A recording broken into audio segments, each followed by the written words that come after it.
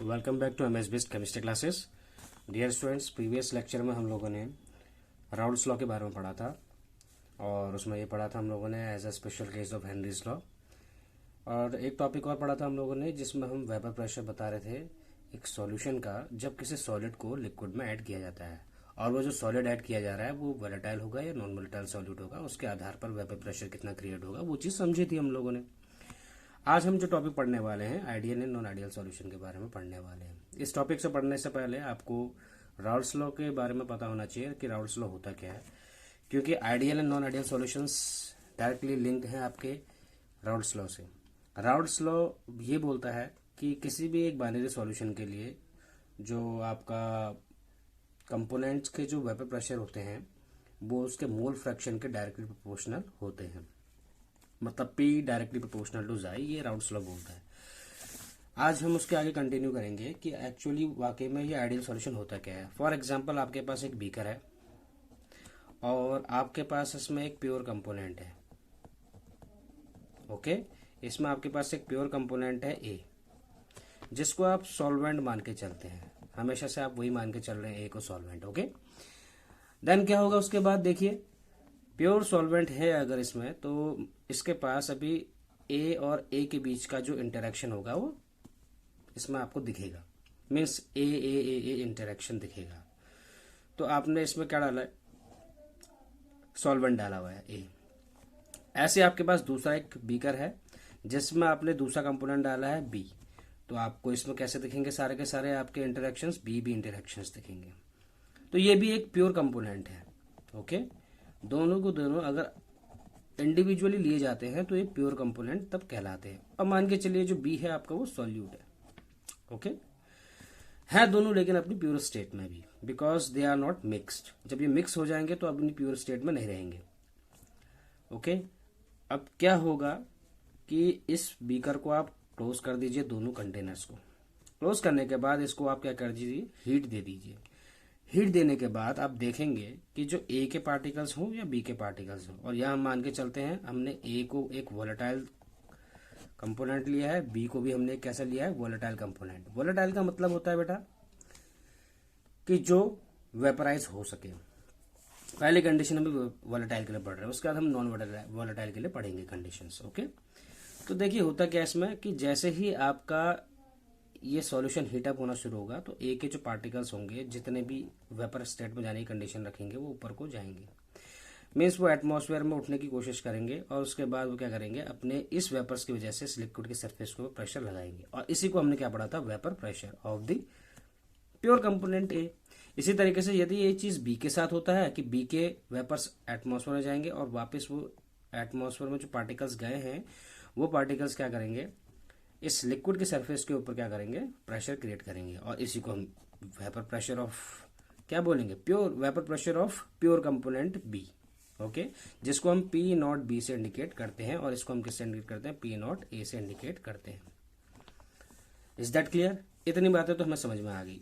क्या हो यदि इसी केस को मैं कुछ इस तरीके से समझा दूं कि आपने ए तो इसमें रखा हुआ था पहले से सॉल्वेंट, लेकिन आपने इसमें क्या मिक्स कर दिया, बी सॉल्वेंट मिक्स कर दिया, और सपोज बी सॉल्यूट मिक्स किया है और ये जो बी सॉल्यूट है वो आपका नॉन वोलेटाइल सॉल्यूट है। नॉन वोलेटाइल सॉल्यूट का मतलब ये हो जाएगा कि ऐसे पार्टिकल्स जो वेपर स्टेट में जाने की टेंडेंसी ना रख सके। यहाँ पर आपको अब क्या दिखेगा, ए और बी के बीच का इंटरेक्शन बनना शुरू हो जाएगा। इसका मतलब जितना सरफेस एरिया पहले ए कवर कर रहा था अब वहां पर सरफेस एरिया बी के द्वारा कवर कर लिया जाएगा। मीन्स यहाँ पर ए बी इंटरेक्शन आपको देखने को मिल सकता है। इसकी वजह से क्या होगा, जितना वेपर प्रेशर पहले क्रिएट हो रहा था इस लिक्विड की सरफेस के ऊपर, अब ए के पार्टिकल्स की टेंडेंसी कम हो पाएगी कि वो एटमॉस्फेयर में जा सके। पहले अगर 10 ए के पार्टिकल्स एटमॉस्फेयर में जाने की टेंडेंसी रख रहे थे, तो अब सिर्फ 5 ऐसे ए के पार्टिकल्स हैं जो एटमॉस्फेयर में टेंडेंसी जाने की टेंडेंसी रख रहे हैं, और जिस वजह से उन वेपर्स की वजह से जो प्रेशर इस लिक्विड के सॉल्यूशन के सरफेस के ऊपर लग रहा है तो इसको हम बोलेंगे उसका वेपर प्रेशर। लेकिन वेपर प्रेशर किसका है बेटा, अब ये वेपर प्रेशर प्योर कंपोनेंट का नहीं है, अभी पूरे सॉल्यूशन का, तो vapour pressure of solution. Okay, तो दो चीजों में ये डिफरेंस है कि हम कब प्योर वेपर प्रेशर बोलते हैं, vapour pressure of pure component A and B, और कब हम बोलते हैं vapour pressure of this solution. इसको पता होना चाहिए आपको। ओके, तो ये कुछ बातें हैं जिसको आपको समझनी है ठीक।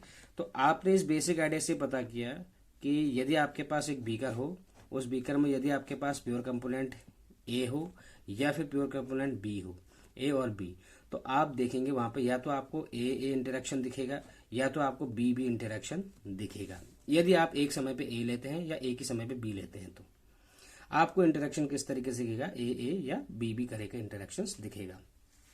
क्या हो यदि इसी कंडीशन को हम ऐसी बना दें कि आपने उस बीकर में पहले से ए रखा था और आपने बी ऐड कर दिया, और ऐसे केस में आपको यहाँ पर ए और बी के इंटरेक्शंस भी देखने को मिल सकते हैं as compare to A A interactions और बी बी इंटरेक्शंस।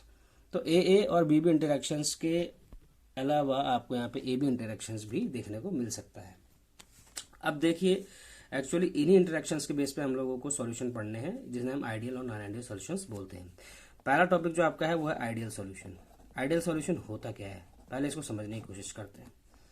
ये एक प्रकार का ऐसा सॉल्यूशन होता है, ठीक है, अ सॉल्यूशन विच ओबेज, किसको ओबे करेगा, राउल्ट्स लॉ को, which obeys Raoult's law over entire range of concentration. इसका मतलब अभी आपको समझाते हैं। Over entire range of concentration या फिर टेम्परेचर,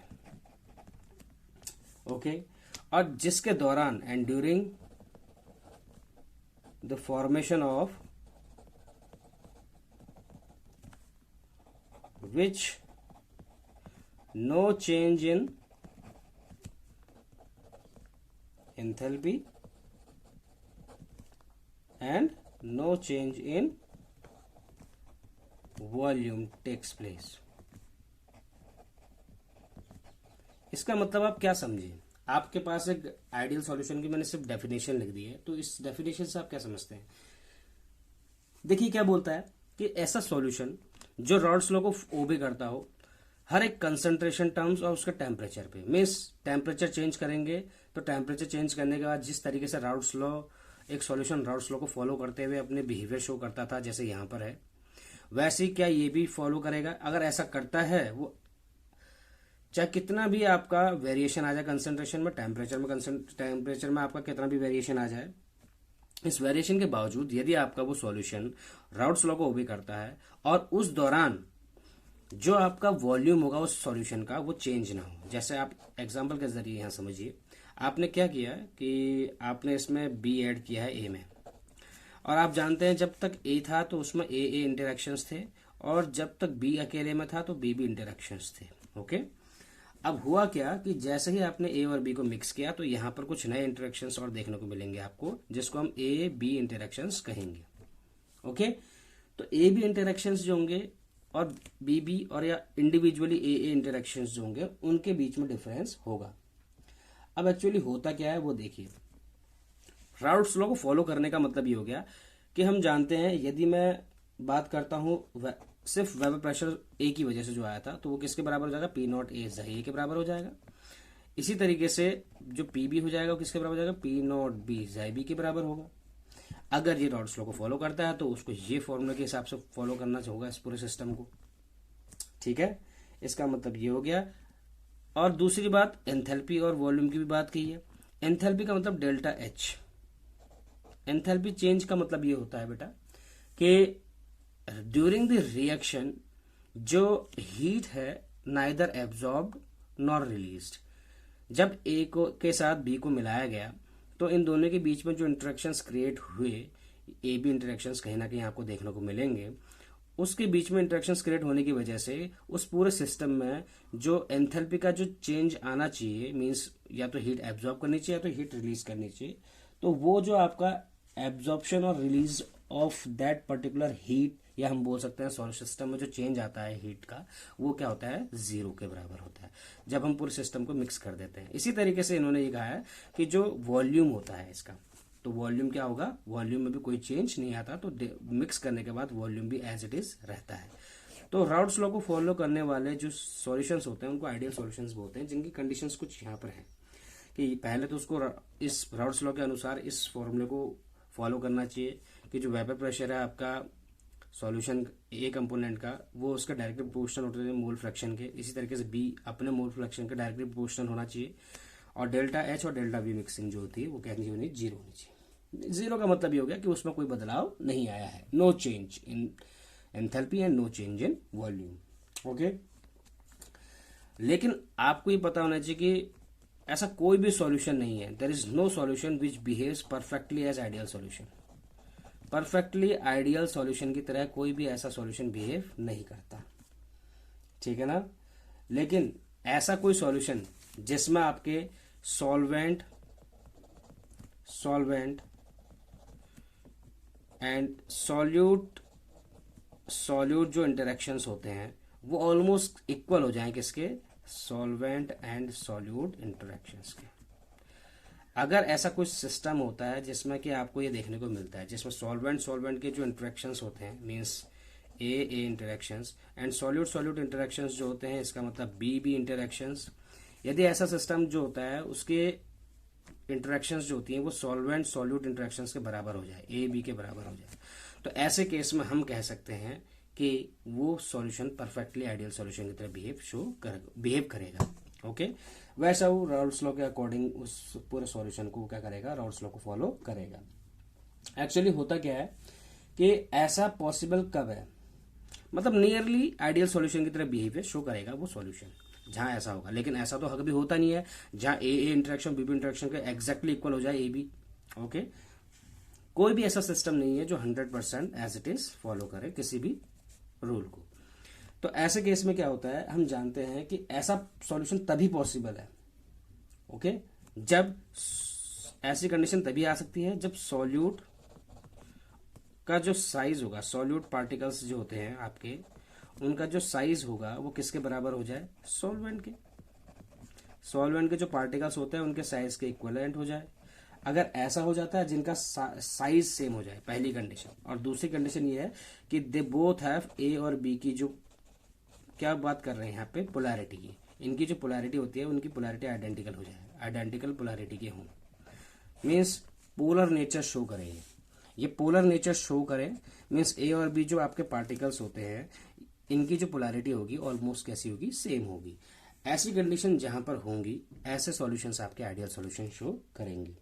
ओके, आइडेंटिकल पोलैरिटी और सेम साइज की कंडीशन में।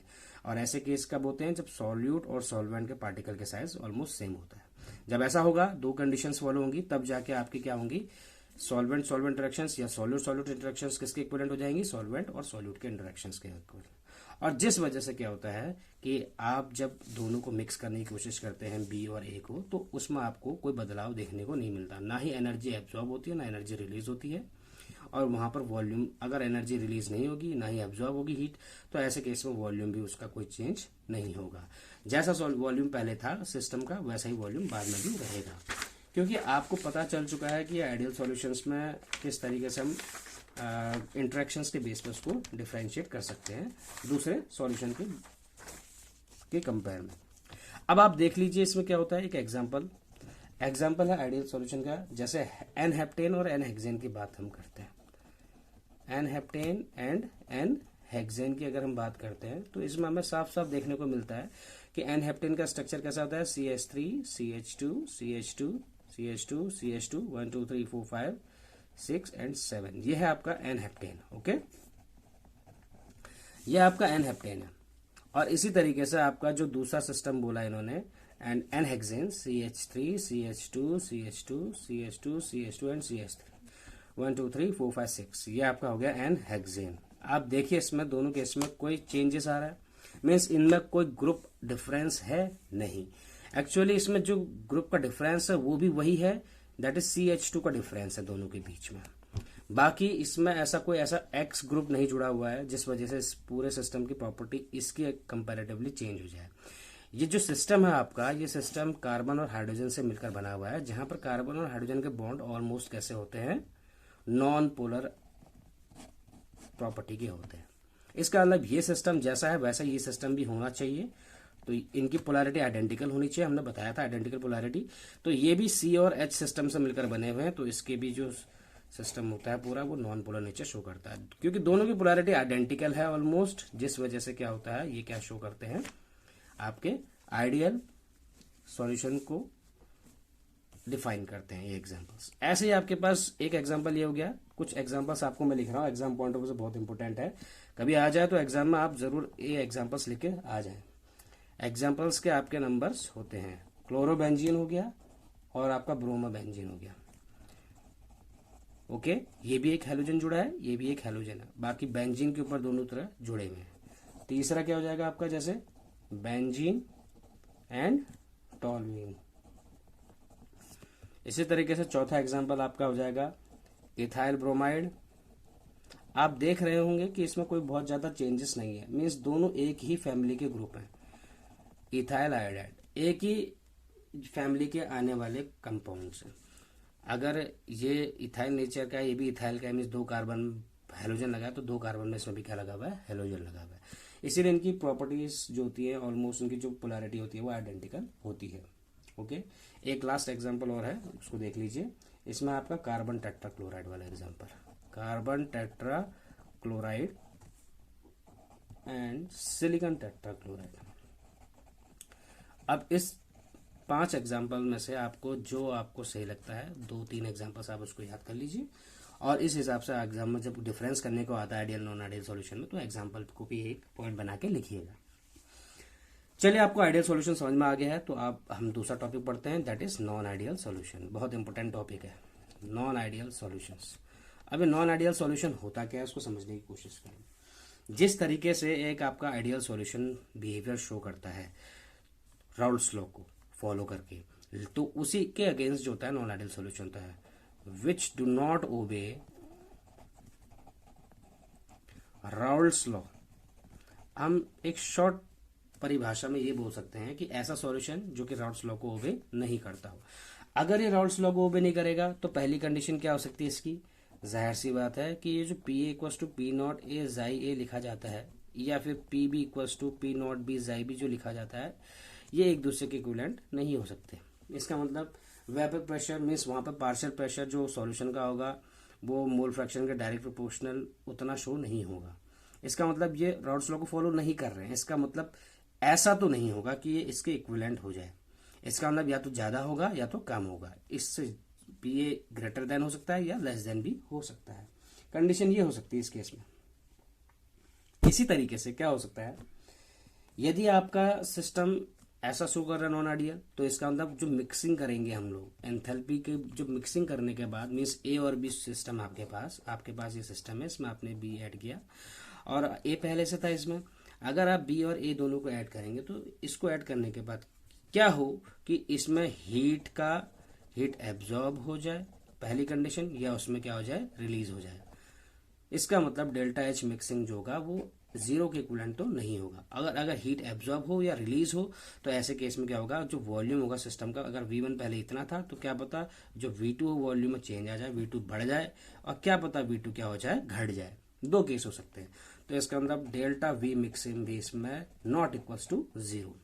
तो ये नॉन आइडियल सॉल्यूशन के जो होते हैं ये कंडीशन होती है कि किस तरीके से जो है नॉन आइडियल सॉल्यूशन को हम डिफाइन कर सकते हैं। ओके, ये तो हमने थोड़ा सा एक बेसिक आइडिया पढ़ लिया कि नॉन आइडियल सॉल्यूशन होते क्या है। एक्चुअली जो नॉन आइडियल सॉल्यूशन होते हैं उनको 2 हिस्सों में बांटा गया है फर्दर। ओके, देख लेते हैं हम दोनों हिस्सों को। जो पहली कंडीशन में इसको डिवाइड किया गया है, ऐसे solutions which shows positive deviations. Okay, तो पॉजिटिव डेविएशन वाले कुछ सॉल्यूशंस होते हैं, और ऐसे सॉल्यूशंस होते हैं दूसरे which shows negative डेविएशन। अभी पॉजिटिव और नेगेटिव डेविएशन का मतलब आप क्या समझते हैं, इसको थोड़ा सा हम डील करते हैं। ओके, इसमें पहला टॉपिक अब हम पढ़ने वाले हैं solutions with positive deviation. Positive deviation show करने वाले सॉल्यूशंस के बारे में हम थोड़ा सा स्टडी करेंगे। एक्चुअली डेविएशन होता क्या है, पहले हमें ये समझना है डेविएशन होता क्या है। डेविएशन के बाद फिर पॉजिटिव और नेगेटिव डेविएशन तो हम बढ़ेंगे बाद में। एक्चुअली होता क्या है, जब हम लोग एक सिस्टम लेते हैं और वो सिस्टम प्योर कंपोनेंट का सिस्टम है आपके पास, pure component. Okay, pure component का जो सिस्टम था आपके पास, या फिर हम ये कह सकते हैं ए पार्टिकल्स इसमें इंटरेक्शन था, और जैसे हमने बी पार्टिकल्स भी इसमें इंट्रोड्यूस कर दिए तो इसकी वजह से क्या हुआ कि कुछ वेपर प्रेशर, इसके सॉल्यूशन का कुछ वेपर प्रेशर क्रिएट हुआ। और इस वेपर प्रेशर, और क्योंकि हम जानते हैं मोल फ्रैक्शन ऑफ ये बी हो जाएगा, इसका मोल फ्रैक्शन ऑफ ए हो जाएगा। हम जानते हैं कि प्रेशर जो होता है डायरेक्ट प्रोपोर्शनल टू अपने मोल फ्रैक्शन के होता है अकॉर्डिंग टू राउल्स लॉ, ये हमने पढ़ा हुआ है। और इसके अकॉर्डिंग हम पूरे सिस्टम के लिए अगर एक ग्राफ तैयार करना चाहेंगे तो उसका ग्राफ हमने पढ़ा हुआ है किस तरीके से होगा। अगर मान के चलिए यहाँ पे जाई ए की वैल्यू 0 है और जाई बी की वैल्यू 1 है, इसी तरीके से यहाँ पे जाई ए की वैल्यू 1 हो जाए और जाई बी की वैल्यू क्या हो जाए 0, तो इसका मतलब ये हो गया कि यहाँ पे जाके जाई ए की वैल्यू जो होगी 1 हो जाएगी। ओके, यहाँ पे जाके जाई ए की वैल्यू 1 हो जाएगी। हम जानते हैं ये चीज़ हम पढ़ते हुए आए हैं कि किस तरीके से हम किसी भी सिस्टम को डिफाइन कर सकते हैं। तो जाई ए की वैल्यू ऐसी हो गई, और इसी तरीके से अगर हम जाई बी की वैल्यू देखें तो जाई बी की वैल्यू कैसी हो जाए, इस तरीके से ऐसी हो जाए। ओके, अब एक जो है डायग्राम, एक का जो ग्राफ है वो नीचे है और एक का ऊपर है। इसका मतलब ये है कि जाई बी की वैल्यू पहले 0 थी तो जाई बी की वैल्यू यहाँ 1 होगी, तो इसका मतलब बी के कॉरस्पॉन्डिंग जो प्रेशर दिखा रहा है वो पी नॉट बी है, यहाँ ए के अकॉर्डिंग दिखा रहा है तो पी नॉट ए है। इतनी बातें क्लियर होगी कि आपको, ठीक है। तो ये पूरा पी ए कर्व के लिए है, पी बी के लिए है, और इन दोनों ग्राफ को जब हम ऐसे ज्वाइन करते हैं तो इससे हमारा टोटल प्रेशर निकलता है P A plus P B. ये हम पढ़ते हुए आए हैं राउल्स लॉ में। हम इसके आगे कुछ और चीज समझना चाहते हैं, वही देखेंगे। हम जानते हैं कि इसका जो वेपर प्रेशर है इधर तक दिखा रहा है, इसका vapour pressure pure component of B के लिए है, ए के लिए है, और दोनों पूरा टोटल प्रेशर जो है आपका वो ये दिखा रहा है, इसका वेपर प्रेशर कर्व। ओके, क्या हो यदि ऐसा ना होकर, ये तो Raoult's law, according to Raoult's law ये शो कर रहा है, अकॉर्डिंग टू राउल्स लॉ हमें ये शो हुआ जब हमने ए और बी को ऐड करने की कोशिश की। ओके, और राउल्स लॉ को फॉलो करने वाले जो कंडीशंस होती हैं आप जानते हैं, उसमें क्या होता है, P equals to P A equals to क्या होता है आपका इसमें पी नॉट ए जाई ए, या फिर पी बी इक्वस टू क्या होता है इसमें P naught B chi B. ये हम जानते हैं राउल्स लॉ को फॉलो करने वाले जितने भी आपके सॉल्यूशंस होते हैं वो ऐसे शो करेंगे। बट यहाँ पर जो पॉजिटिव डेविएशन आता है वो पॉजिटिव डेविएशन का मतलब ये है कि यहाँ पर ए और बी के इंटरेक्शंस के बीच में कुछ हुआ है। इसका मतलब आप यहाँ पर समझे, आपके पास एक बीकर है। ओके, ये बीकर होने की वजह से हम लोग पॉजिटिव डेविएशन के बारे में पढ़ रहे हैं। ये बीकर होने की वजह से क्या है, इसमें हम लोगों ने क्या किया है, ए के पार्टिकल्स पहले से प्रेजेंट है जो कि सॉल्वेंट है। इसी तरीके से बी हमने जब ऐड किया तो ये क्या है, सॉल्यूट है। अब हुआ क्या, यहाँ पर ए इंटरेक्शंस भी होंगे, बी इंटरेक्शंस भी होंगे, एंड ए बी इंटरेक्शंस भी आपको दिखेंगे। ओके, अब ऐसे केस में क्या है, आपको ए इंटरेक्शंस भी दिखे, बी इंटरेक्शंस भी दिखे, और ए बी इंटरेक्शंस भी दिख रहा है। तो ऐसे केस में क्या होता है कि यहाँ पर यदि इंटरेक्शन हो तो ऐसा भी तो हो सकता है कि ए इंटरेक्शंस या फिर जो बी इंटरेक्शंस होंगे वो ज्यादा स्ट्रांग होंगे as compare to A B interactions. इसका मतलब ये है कि सॉल्वेंट या फिर सॉल्यूट के पार्टिकल्स जो आपस में एक दूसरे के साथ बाइंड अप हो रखे हैं, उनकी जो इंटरेक्शंस, जो उनकी स्ट्रेंथ है वो ज्यादा स्ट्रांग है as compare to solute and solvent interactions के। ओके, जब ऐसा होगा तो आप खुद सोचिए कि ए अपनी लेयर अलग से बनाएगा, बी अपनी लेयर अलग से बनाएगा। इसका मतलब आप समझ लीजिए कि अगर ए प्रेजेंट पहले से था तो ए की लेयर नीचे की तरफ को है और बी की लेयर अपनी अलग से इधर है। अगर ऐसा सिस्टम होगा तो ऐसे केस में क्या होगा कि बी के पार्टिकल्स ज्यादा टेंडेंसी होगी इनके पास, क्योंकि वोलेटाइल सॉल्यूट ऐड किया है, और ए के पार्टिकल्स भी, ए के पार्टिकल्स इंडिविजुअली और बी के पार्टिकल्स इंडिविजुअली, इनके पास इतना सरफेस एरिया होगा कि ये क्या करें, एटमॉस्फेयर में जाने की टेंडेंसी रख सके। और नॉर्मल जो आपकी एक सॉल्यूशन था जब हमने ऐड किया था बी को, और बी को ऐड करने के बाद ए का सरफेस एरिया कवर कर लिया था बी ने, और जिस वजह से वेपर प्रेशर सिर्फ इतना शो हो रहा था, तो इस वेपर प्रेशर वाले कर्व में अब बदलाव आएगा। तो इस वेपर प्रेशर में बदलाव क्या आएगा कि जितना राउल्स लॉ शो कर रहा था वेपर प्रेशर उस सॉल्यूशन के लिए, उससे एक्सपेक्टेड जो हमने किया था उससे ज्यादा हमें वेपर प्रेशर कर्व इसमें दिखेगा। इसका मतलब ज्यादा पार्टिकल्स एटमॉस्फेयर में जाएंगे, और ज्यादा पार्टिकल्स जब एटमॉस्फेयर में जाएंगे तो ज्यादा पार्टिकल्स जो होंगे वो उस लिक्विड की सरफेस के ऊपर क्या लगाएंगे, वेपर प्रेशर क्रिएट करेंगे, और वेपर प्रेशर जो होगा हमें अधिक मिलेगा as expected from Raoult's law. जितना हमने राउल्स लॉ में एक्सपेक्ट किया था उससे ज्यादा ही मिलेगा। यदि ऐसा होता है तो इस सॉल्यूशन को हम बोलते हैं पॉजिटिव डेविएशन। अब देखिए वो किस तरीके से वो राउल्स लॉ इस तरीके से शो करता है। जैसे जाई ए की वैल्यू यहाँ के अगर 1 रखते हैं, जाई बी की वैल्यू यहाँ पे 0 रखते हैं, जाई ए की वैल्यू यहाँ 0 हो जाएगी, जाई बी की वैल्यू 1 हो जाएगी। तो ऐसे में क्या होगा, आप जानते हैं, हमने ये देखा है क्या हो जाएगा यहाँ पे, पी नॉट बी के लिए था, ये पूरा पी बी के लिए हो गया। ऐसे ए के लिए देखिए कैसे होगा, ये आपका पी नॉट ए हो जाएगा, एक्चुअली ये पी के लिए ग्राफ है। ये टोटल आपका हो गया पी टोटल, ये कितना हो गया P A plus P B, ये आप पढ़ते हुए आए हो, ठीक है। अब आप एक चीज यहाँ पे जो देखेंगे वो ये देखेंगे कि ये नॉर्मल कर्व है जो आपका अभी तक राउल्स लॉ अकॉर्डिंग शो हो रहा था, लेकिन यहाँ पर थोड़ा सा क्या हो गया कि क्योंकि बी और बी के पार्टिकल्स और ए के जो इंटरेक्शंस होते हैं वो आपस में स्ट्रांग होते हैं as compare to A B interactions, जिस वजह से यहाँ पे क्या होता है the more particles will go into the atmosphere and the more vapor will create pressure over the liquid surface। इस लिक्विड के सरफेस के ऊपर ज्यादा क्रिएट करेंगे उस प्रेशर को, और इसकी वजह से वेपर प्रेशर सॉल्यूशन का ज्यादा हो जाएगा। मींस जो बी का है इंटरेक्शंस, बी के इंटरेक्शन की वजह से बी के पार्टिकल्स थोड़े ज्यादा जाएंगे एटमॉस्फेयर में, तो ज्यादा वेपर प्रेशर क्रिएट करेंगे। ए के पार्टिकल्स ज्यादा आएंगे तो ए के पार्टिकल्स थोड़ा सा कर्व इस तरीके से दिखाएंगे, और दोनों को अगर हम कोरिलेट कर देंगे टोटल प्रेशर को, तो वो ये था आपका नॉर्मल वेपर प्रेशर जो आपका सॉल्यूशन का था। लेकिन अब जो ये डैश आपको दिखाया जा रहा है कर्व के हिसाब से, ये अपवर्ड कर्व है, इसका मतलब ये हो गया कि यहाँ पे क्या हुआ है, वेपर प्रेशर क्या हुआ, इंक्रीज हुआ है। ओके, और vapour pressure increases as expected from Raoult's law. Raoult's law के अकॉर्डिंग जितना हमने एक्सपेक्ट किया था उससे ज्यादा ही कर्व हमें इसमें मिला है। तो इसका मतलब ये है, ये एक कैसा सॉल्यूशन है, पॉजिटिव डेविएशन शो करने वाला सॉल्यूशन है। तो राउल्स लॉ के अकॉर्डिंग पॉजिटिव डेविएशन शो करने वाले जितने भी पार्टिकल्स होते हैं आपके, जितने भी आपके एग्जांपल्स होते हैं, उसको भी हम देखेंगे किस तरीके से होता है। पहले कंडीशन इसमें अच्छे से जान ले क्या एक्चुअली होता क्या है।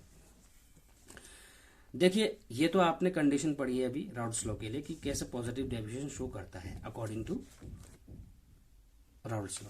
लेकिन यदि हम इसी को आगे कंटिन्यू करें तो इसमें हमें क्या पता चलेगा, थोड़ा सा इसको भी देखेंगे। जैसे आपके पास सॉल्यूशंस विद पॉजिटिव डेविएशन है,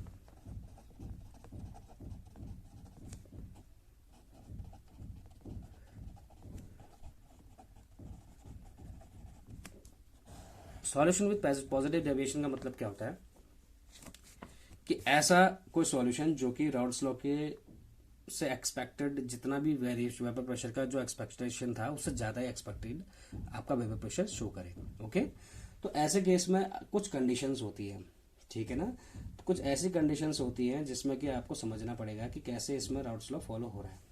तो उसके लिए कुछ कंडीशंस है। पहली कंडीशन ये हो गई कि पी ए इस केस में ग्रेटर देन हो जाता है पी नॉट ए जाइए के, सेम टू सेम ऐसा ही हम कह सकते हैं पी बी जो होता है ग्रेटर देन होता है P naught B chi B के। पहली कंडीशन तो यही है। ओके, तो वेपर प्रेशर पूरे सॉल्यूशन का उसके कंपैरेटिवली ज्यादा होगा ही, ठीक है। ऐसे ही आपका जो दूसरा कंडीशन है डेल्टा एच मिक्सिंग की, आप ये बताइए ये जो मिक्सिंग होगी एंथैल्पी चेंज होगा वो ज्यादा होगा कम होगा कैसा होगा। जाहिर सी बात है, क्योंकि यहाँ पर आपका हुआ क्या है, एनर्जी एब्जॉर्ब हुई है, और जब एनर्जी एब्जॉर्ब होती है सिस्टम की तो इसका मतलब वहां पर हीट रिलीज हो रही है, एनर्जी एब्जॉर्ब हो रही है। और एनर्जी एब्जॉर्ब होने का मतलब क्या है यहाँ पे कि डेल्टा एच किस में आएगा, एनर्जी एब्जॉर्ब होने का मतलब क्या है कि डेल्टा एच किस में आएगा, पॉजिटिव में आएगा। और पॉजिटिव में जब आएगा तो आप जानते हैं एब्जॉर्ब का मतलब क्या होता है, एंडोथर्मिक रिएक्शन। तो यहां पर रिएक्शन कैसी हो जाएगी, एंडोथर्मिक। और सीधा सीधा इसका मतलब यह है कि एब्जॉर्प्शन ऑफ एनर्जी, एनर्जी का एब्जॉर्प्शन हुआ है इस पूरे सिस्टम में, इससे हमें ये पता चला। ओके, तीसरी कंडीशन जो है, अगर एनर्जी एब्जॉर्ब होगी तो पार्टिकल्स, वो जो पूरा सिस्टम होगा वो क्या होगा, हीटअप होने लगेगा। और जब ऐसा होने लगेगा तो ऐसे केस में वॉल्यूम क्या हो जाएगा, उसका थोड़ा सा बढ़ेगा, क्योंकि मूवमेंट ऑफ पार्टिकल्स लगातार होते रहेंगे, जिसकी वजह से जो उसका वॉल्यूम होगा उसको चेंज आएगा, और वो भी क्या हो जाएगा, पॉजिटिव हो जाएगा। पॉजिटिव का मतलब बढ़ेगा, इंक्रीज हो जाएगा। तो ये तीन कंडीशन बहुत जरूरी है जो ऐसे सॉल्यूशंस जो पॉजिटिव डेविएशन शो करते हैं। ओके, कुछ एग्जांपल्स है उसके जरिए समझने की कोशिश करते हैं। ओके, जैसे एक एग्जांपल है, आपने लिया है एनहेक्सेन और आपने ऐड किया है उसमें इथेनॉल, मीन्स एनहेक्सेन और इथेनॉल दोनों को ऐड करने की कोशिश की है। ओके, ये भी सॉल्वेंट होता है, ये भी सॉल्वेंट होता है, ऑर्गेनिक सॉल्वेंट, दोनों ऑर्गेनिक सॉल्वेंट्स होते हैं, तो दोनों को ऐड करने की कोशिश करी। तो देखिए एक्चुअली हो क्या रहा है यहाँ पे। ओके, तो आप जानते हैं यहाँ पे जो इथेनॉल होता है, ओके, एनहेक्सेन जो होता है वो क्या करता है, इथेनॉल के मॉलिक्यूल्स के बीच में आने की कोशिश करता है। तो इथेनॉल के मॉलिक्यूल्स जो होते हैं वो किस तरीके से अरेंजमेंट होता है उसको देख लेते हैं पहले। C2H5 और इसको O के साथ लिंकेज बनाते हैं और H, ये पहला मॉलिक्यूल हो गया। इसी तरीके से C2H5OH, C2H5OH, मान के चलिए ऐसे C2H5 इथेनॉल के कई सारे ऐसे मॉलिक्यूल्स हैं। एक मॉलिक्यूल दूसरे मॉलिक्यूल के साथ किसके साथ बॉन्डेड है, देखिए hydrogen bond, hydrogen bond. Actually क्या होता है, एक मॉलिक्यूल का हाइड्रोजन और दूसरे मॉलिक्यूल का ऑक्सीजन, यदि एक मॉलिक्यूल का इलेक्ट्रोपॉजिटिव एलिमेंट दूसरे मॉलिक्यूल के इलेक्ट्रोनेगेटिव एलिमेंट के साथ बॉन्ड क्रिएट करता है, और अगर वो मॉलिक्यूल में जो एटम है वो हाइड्रोजन है और वो हाइड्रोजन अपने से ज़्यादा इलेक्ट्रोनेगेटिव एलिमेंट के साथ बॉन्ड क्रिएट करता है, तो उस बॉन्ड को हम बोलते हैं हाइड्रोजन बॉन्ड। तो यहाँ पे बॉन्ड फॉर्मेशन हो रहा है, मीन्स इथेनॉल के बीच में, इथेनॉल मॉलिक्यूल्स के बीच में कुछ पार्टिकल्स जो हैं इस तरीके से इंटरेक्शन लगा रहे हैं। जब ऐसा इंटरेक्शन होगा तो ऐसे केस में क्या होगा, जैसे ही हम लोगों ने, ये इथेनॉल था आपके पास बीकर में, अब आपने क्या किया, इस इथेनॉल के ऊपर आपने डाल दिया हेक्सेन, डाल दिया नॉर्मल हेक्सेन, एन हेक्सेन डाल दिया। अब एन हेक्सेन डालने की वजह से क्या होगा, देखिए एक्चुअली क्या होगा, वो जो एन हेक्सेन के मॉलिक्यूल्स होंगे वो इसके बीच में जाने की कोशिश करेंगे। जितने भी आपके इथेनॉल हैं, इथेनॉल में जो बॉन्डिंग हुई है उनके बॉन्डिंग, जो इनके बॉन्ड्स हैं, इनके बॉन्ड्स को क्या करने लगेंगे, इनका जो इंटरमॉलिक्यूलर फोर्सेस है उस इंटरमॉलिक्यूलर फोर्सेस को आप क्या करने लगेंगे, वीकर बनाने लगेंगे। जैसे एन हेक्सेन इथेनॉल के बीच में जो बॉन्ड्स हैं उनको वीक बनाने लगेंगे, तो इथेनॉल जो होंगे वो धीरे धीरे क्या होने लगेगा, इथेनॉल धीरे धीरे अपने बॉन्ड तोड़ के वेपर स्टेट में जाने की कंडीशन में आ जाएगा। तो फॉर एग्जांपल ये जो आपका C2 है इथेनॉल है और यहाँ पे जो आपका C6 है वो हेक्सेन है। तो इसमें क्या होगा कि जब C2 के मॉलिक्यूल्स के बीच में C6 आ जाएगा तो C2 के मॉलिक्यूल्स टूट जाएंगे, और जैसे टूटेंगे तो अपने आप कहाँ जाएगा, वेपर स्टेट में जाने की कोशिश करेगा। और जब ये वेपर स्टेट में जाएगा तो इसकी वजह से क्या क्रिएट हो जाएगा, एक वेपर प्रेशर क्रिएट हो जाएगा। तो ऐसे केस में क्या हो जाएगा कि वेपर प्रेशर क्या हो जाएगा, अपने आप इंक्रीज हो जाएगा, क्योंकि एन हेक्सेन के मॉलिक्यूल्स इथेनॉल मॉलिक्यूल्स के बीच में जाके उसके इंटरमॉलिक्यूलर फोर्सेस को क्या कर दिया, उन्होंने वीक कर दिया। ओके, तो ऐसे एक्चुअली इस पूरे केस में हमें ये समझ में आया कि जो आपका इंटरमॉलिक्यूलर फोर्सेस होते हैं सॉल्यूशंस में मॉलिक्यूल्स के बीच में, वो कमजोर हो जाते हैं जब किसी दूसरे सॉल्यूट को ऐड करने की कोशिश करते हैं। और इस वजह से क्या होता है कि पार्टिकल्स जो होंगे वो डिसोशिएट होने शुरू होंगे और अपनी जो क्वांटिटी होंगी वो बढ़ाना शुरू करेंगे। अब जब क्वांटिटी बढ़ जाएगी तो जाहिर सी बात है उसकी क्वांटिटी बढ़ने का मतलब उसका वॉल्यूम भी क्या हो रहा है, इंक्रीज हो रहा है। इसीलिए वॉल्यूम हमेशा क्या करता है, इसका इंक्रीज करता है। तो ये जो बातें थी एक एग्जाम्पल लेकर समझाने की कोशिश की है। ये आपका एग्जाम्पल था एन हेक्सेन और इथेनॉल का। कुछ ऐसे एग्जाम्पल्स हैं जो आपके अमूमन पूछे जाते हैं, उन एग्जाम्पल्स को आप एग्जाम्स में लिख के आ सकते हैं। यहाँ पे लिख रहा हूँ मैं। पहला एग्जाम्पल आपको ये वाला दिया है, दूसरा एग्जाम्पल देखिए कौन सा है। आप जो मोस्ट कॉमन एग्जाम्पल्स हैं जो अक्सर पूछे जाते हैं उसके बारे में बताएंगे। कार्बन टेट्राक्लोराइड और बेंजीन हो गया, जैसे इसी तरीके से कार्बन टेट्राक्लोराइड हो गया और क्लोरोफॉर्म हो गया। ओके, चौथा एग्जाम्पल इसका देख लेते हैं। क्लोरोफॉर्म हो गया और आप इथेनॉल ले लीजिए C2H5OH। ओके, पांचवा एग्जाम्पल हम ले लेते हैं एक। पांचवा एग्जाम्पल के लिए जैसे आपके एनसीईआरटी के एग्जाम्पल हैं सारे, और कुछ ऐसे एडिशनल एग्जाम्पल्स हैं जो आपके एग्जाम में आपको मदद कर सकते हैं। ओके, एक एग्जाम्पल और लिख लेते हैं लास्ट, वाटर एंड इथेनॉल का।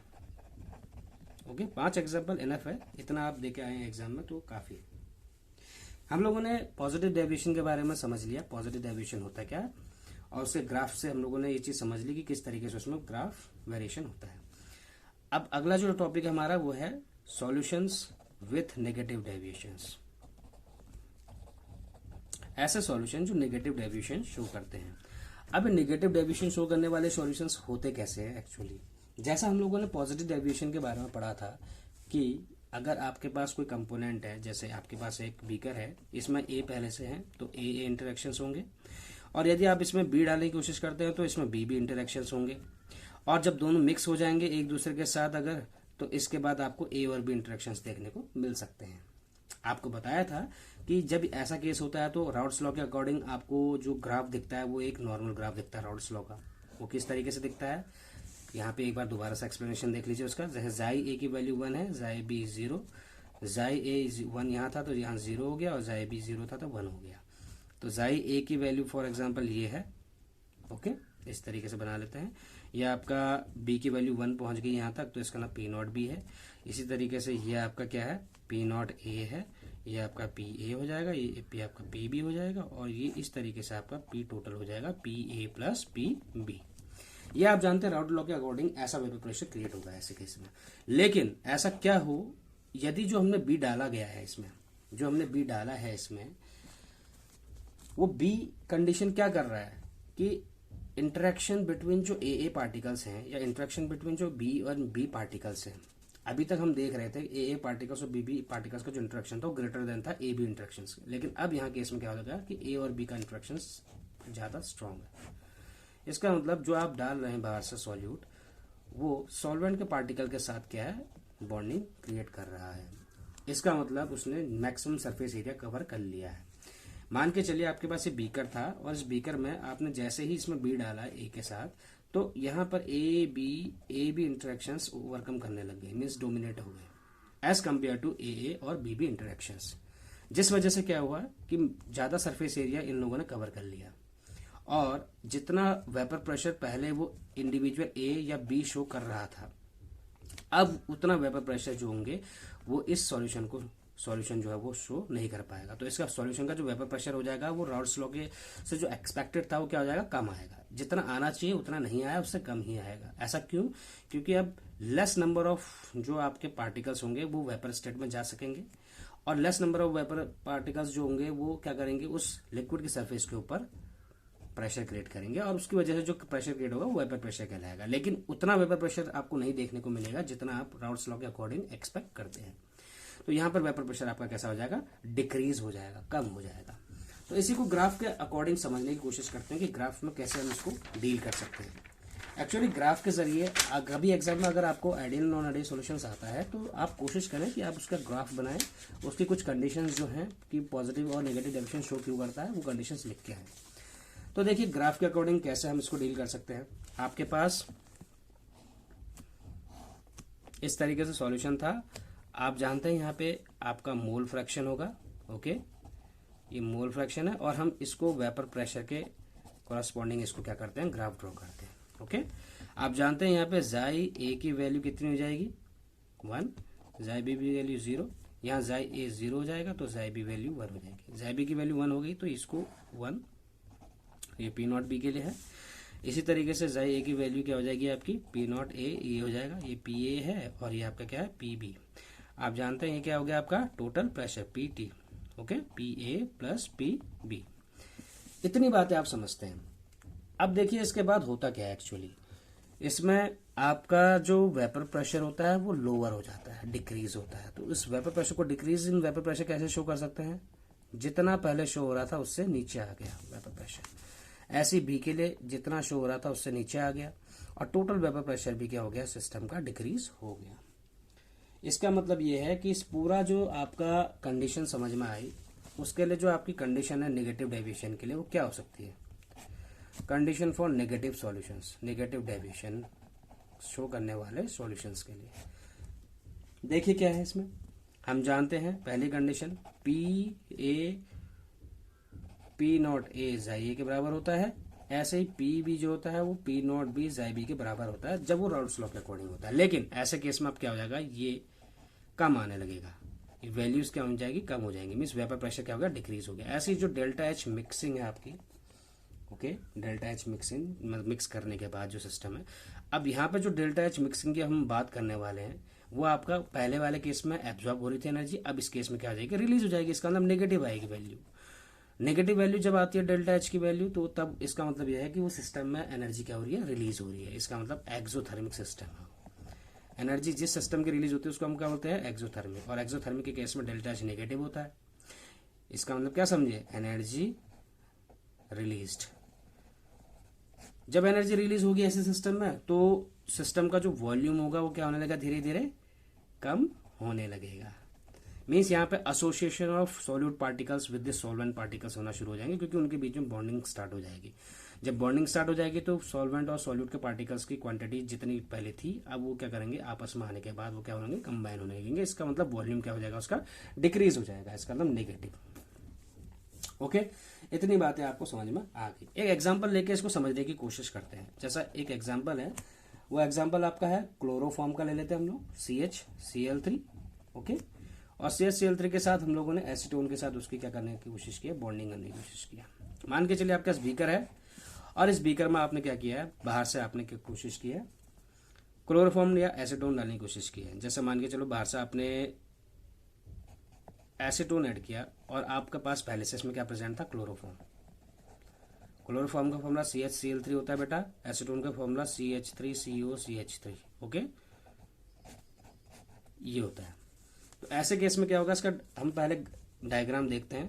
क्लोरोफॉर्म का जो आपका जो बनता है वो कुछ इस तरीके से इसका डायग्राम बनता है। हम जानते हैं कार्बन और क्लोरीन में से ज्यादा इलेक्ट्रोनेगेटिव कौन सा है, क्लोरीन। तो इसका जो डायपोल मूवमेंट की डायरेक्शन होगी less electronegative to more electronegative. इसी तरीके से इसकी डायरेक्शन इस तरीके से होगी और इसकी डायरेक्शन भी इस तरीके से होगी। ओके, और हम जानते हैं कि यहाँ पे नेट डायपोल मूवमेंट क्या होगा, ज्यादा आएगा। क्यों, क्योंकि यहाँ पे लेस इलेक्ट्रोनेगेटिव मोर इलेक्ट्रोनेगेटिव, तो यहाँ पे भी इसकी जो डायरेक्शन होगी कुछ इस तरीके से होगी। तो डायपोल मूवमेंट इसका कुछ ना कुछ होगा, नॉट इक्वल टू 0, ये हम जानते हैं। ओके, इसमें पोलैरिटी इंड्यूस होगी। इसका मतलब यहाँ पे अगर हम देखा जाए तो यहाँ पर क्या होगा कि आपका क्लोरीन ज्यादा इलेक्ट्रोनेगेटिव होने की वजह से क्या करेगा, कार्बन के इलेक्ट्रॉन्स को अपनी ओर को कोशिश करेगा खींचने की, जिसकी वजह से कार्बन के ऊपर नेगेटिव चार्ज आएगा, पॉजिटिव चार्ज। और अगर इसके ऊपर पॉजिटिव चार्ज आएगा और इसके ऊपर नेगेटिव चार्ज आएगा तो कार्बन अपनी इलेक्ट्रॉन्स की कमी को पूरी करने के लिए हाइड्रोजन के इलेक्ट्रॉन्स को अपनी ओर खींचने की कोशिश करेगा, जिस वजह से हाइड्रोजन के इलेक्ट्रॉन लूज होने लगेंगे। तो ये positive nature means partial positive nature इसमें क्रिएट होगा, मीन्स पोलैरिटी इंड्यूस हो जाएगी। ऐसे केस में क्या होगा, आपके पास जो क्लोरोफॉर्म एसीटोन ऊपर से आप ऐड कर रहे हैं, तो एसीटोन का स्ट्रक्चर भी हम देख लेते हैं, कुछ इस तरीके का होता है, CH3COCH3। ओके, तो यहाँ पर जो कार्बोनिल कार्बन आपको दिख रहा है उसका जो ऑक्सीजन होता है वो कार्बन से ज्यादा इलेक्ट्रोनेगेटिव होने की वजह से पार्शियल नेगेटिव चार्ज अपने ऊपर कैरी करता है। जब दो A एंड B, जब ये दो पार्टिकल्स, ये A था और ये B, जब ये पार्टिकल्स जो होंगे आपस में आने की कोशिश करेंगे तो इन दोनों के बीच में एक मॉलिक्यूल का इलेक्ट्रोपॉजिटिव और दूसरा मॉलिक्यूल इलेक्ट्रोनेगेटिव एलिमेंट जब आपस में आएंगे तो इसमें क्या होने लगेगा, इंटरेक्शन होने लगेगा। और जब इंटरेक्शन होगा तो इसका मतलब A और B के बीच का इंटरेक्शन ग्रेटर हो जाएगा एज कम्पेयर टू, क्योंकि क्लोरोफॉर्म जितने भी क्लोरोफॉर्म के पार्टिकल्स होंगे उनके बीच का बॉन्ड टूट जाएगा। AA और BB इंटरेक्शंस की तुलना में AA और AB इंटरेक्शंस जो होंगे, AB इंटरेक्शंस वो ज्यादा होंगे, जिस वजह से क्या होगा कि अब क्योंकि ये सरफेस के ऊपर A और B के पार्टिकल्स अरेंज हो चुके हैं इस तरीके से, तो अब लेस सरफेस एरिया इसके पास अवेलेबल रहेगा कि वो पार्टिकल्स को वेपर स्टेट में जाने की टेंडेंसी दे सके। और जिस वजह से लेस वेपर्स अगर स्पेस में एटमॉस्फेयर में पहुंचेंगे तो लेस वेपर्स की वजह से क्या होगा, आपका वेपर प्रेशर भी कम पड़ेगा। तो वेपर प्रेशर क्या हो जाएगा ऐसे केस में बेटा, डिक्रीज हो जाएगा। तो ये जो कंडीशंस थी आपकी सारी की सारी, ये कंडीशंस आपकी नेगेटिव डेविएशन को शो करने वाली कंडीशंस थी। कुछ एग्जांपल्स और ले लेते हैं। पहला एग्जांपल आपको बता चुका हूं, दूसरा 5 एग्जांपल टोटल लेंगे जो कि आप एग्जाम में लिख के आ सके। दूसरा एग्जांपल आप क्लोरोफॉर्म के साथ बेंजीन का ले सकते हैं। तीसरा एग्जांपल आप क्लोरोफॉर्म के ही साथ